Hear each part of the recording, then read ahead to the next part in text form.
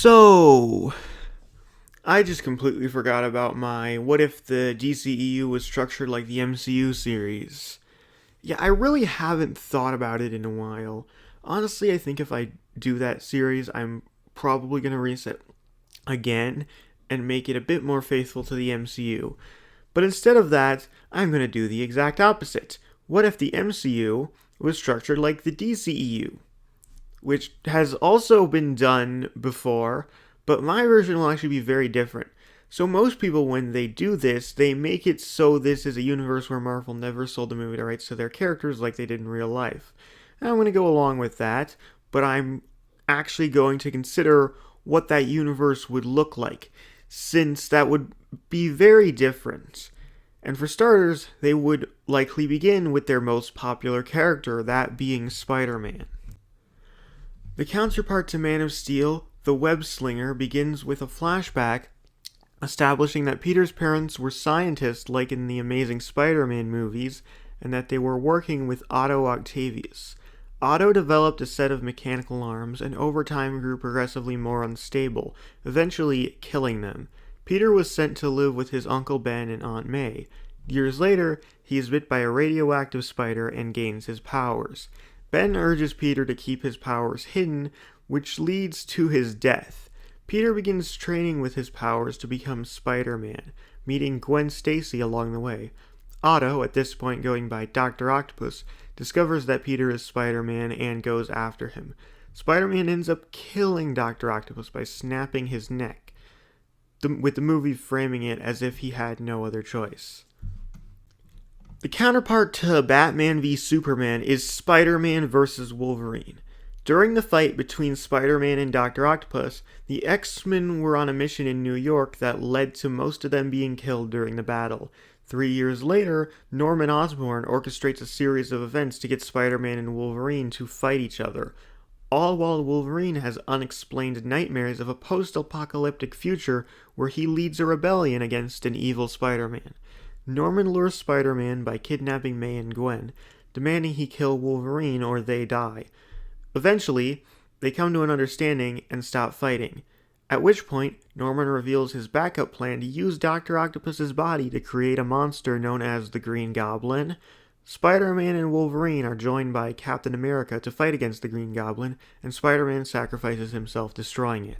The counterpart to Suicide Squad is Thunderbolts, because while they aren't the exact same thing, there have been certain iterations of the Thunderbolts that are more like the Suicide Squad, namely Norman Osborn's version, which is what this movie is loosely based on, except it won't be formed by Norman Osborn, it will be formed by Thunderbolt Ross. The team is led by Sharon Carter and Black Knight, consisting of Bullseye, Black Cat, Shocker, Ghost Rider, and the Lizard.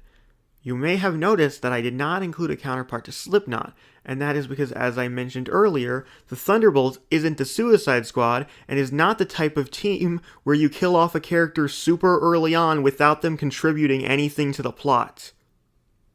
The main villain is Scarlet Witch, and Ghost Rider sacrifices himself during the final battle. The counterpart to Wonder Woman is Captain America, which remains exactly the same as the actual movie, because honestly the two movies are similar enough.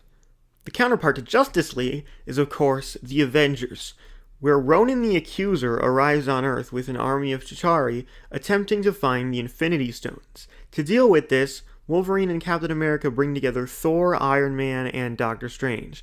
In this universe, Iron Man's arc reactor is made from an Infinity Stone. They also use one of the Infinity Stones to resurrect Spider-Man. Spider-Man is brought back without his memories and fights the group, but he eventually comes to his senses and joins them. Together, the heroes fight off Ronan and his army. The post-credit scene shows Norman Osborn recruiting Taskmaster, which was meant to set up a sequel with the Masters of Evil that never got made, and a Wolverine movie with Taskmaster as the main villain, which also never got made. The counterpart to Aquaman is Thor. It would be similar to the actual movie, except it takes place after the Avengers, so Thor has already been to Earth, and Gore the God Butcher appears as a secondary villain, the counterpart to Black Manta. The counterpart to Shazam is Fantastic Four. This movie will be an origin story and feature Puppet Master as the main villain. The post-credit scene introduces Annihilus. While not part of the DCEU, I will be covering the Elseworlds movies. The counterpart to Joker would be Magneto, mostly because I think he fits for the tragic origin story like Joker. The counterpart to Birds of Prey would be A-Force. After the events of Thunderbolts, Black Cat returns to New York where she ends up in conflict with Tombstone. Along the way, she teams up with a group of female vigilantes, including Yelena Belova, Kate Bishop, and Jessica Jones, all of which have their own reasons for wanting to take down Tombstone. The counterpart to Wonder Woman 1984 would be Captain America's Serpent Society. I don't have much to say about this one other than it would be much, much worse than any of the actual Captain America movies. The counterpart to Zack Snyder's Justice League would be an extended cut of the Avengers, which would have the same plot but longer and better. Thanos would have a major role as the one who sends Ronan to Earth. Spider-Man gets the black suit. The Hulk has a cameo, as well as Scott Lang, although he wouldn't become Ant-Man. Plus War Machine would have had an appearance, but it would be cut. The counterpart to The Suicide Squad would be The Thunderbolts. The only characters returning from the first movie would be Black Cat and Sharon Carter, while the new characters would include the Punisher, US Agent, Ghost, Rhino, and the Spot. The main villains are the Leader and Gargantos. Gargantos was found in the ocean and experimented on by the Leader. US Agent betrays the team and kills Sharon Carter before being shot by the Punisher. The Spot is killed during the final battle against Gargantos, and the post-credit scene reveals that US Agent survived. The counterpart to Peacemaker would be a US Agent series. Following the events of Thunderbolts, Ross assigns US Agent to a new mission, which we find out is to stop a secret invasion of Skrulls on Earth. One of US Agent's teammates turns out to be Betty Ross. They are also later joined by Deadpool. The Avengers have a cameo at the end, although only Doctor Strange and Thor actually appear, while the rest are hidden in shadows. The counterpart to the Batman would not be a Wolverine movie, nor would it be related to the X-Men at all. Instead, it will be The Daredevil. The movie follows Daredevil early in his vigilante career, investigating a series of murders committed by a masked serial killer known as Muse. During his investigation in the criminal underworld, Daredevil crosses paths with Kingpin and his right-hand man, the Owl. And he also meets Elektra. Muse kills Kingpin, and the Owl takes over his criminal empire. Daredevil tracks and arrests Muse, who reveals that Daredevil was the one who inspired him. Muse has a group of followers who blow up New York City, but Daredevil and Elektra defeat them. In prison, Muse meets Bullseye. The counterpart to Black Adam would be Doctor Doom. The movie would be entirely separate from the Fantastic Four. Instead, it would have Doctor Doom get into conflict with a new version of the X-Men formed by Professor X, consisting of Angel, one of the only survivors of the original team, and two new recruits, Kitty Pryde and Colossus. Doom ends up having to team up with the X-Men to take on Mephisto. The post-credit scene teases a Spider-Man vs. Doctor Doom movie that would never get made. The counterpart to Shazam! Fury of the Gods would be Fantastic Four Fury of the Kree. Captain America has a cameo, the post-credit scene teases Annihilus again. That would go nowhere, by the way. The counterpart to The Flash would be Doctor Strange.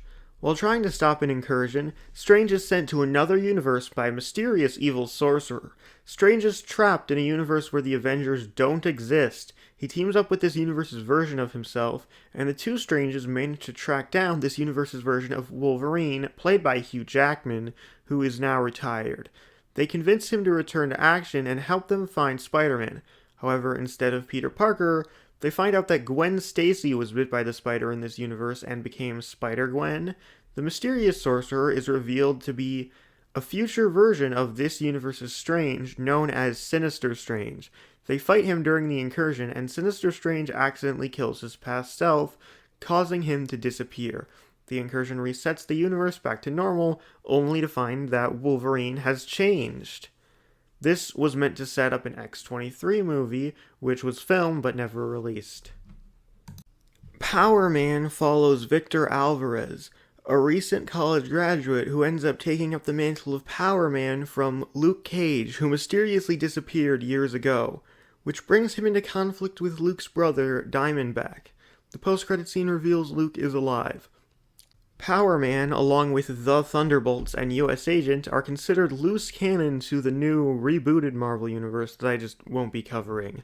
The final movie in the MCU would be Thor Ragnarok, which would be a combination of the actual Ragnarok with Thor Love and Thunder, as Gore the God Butcher replaces Hela as the main villain, and also the Hulk is not part of this movie.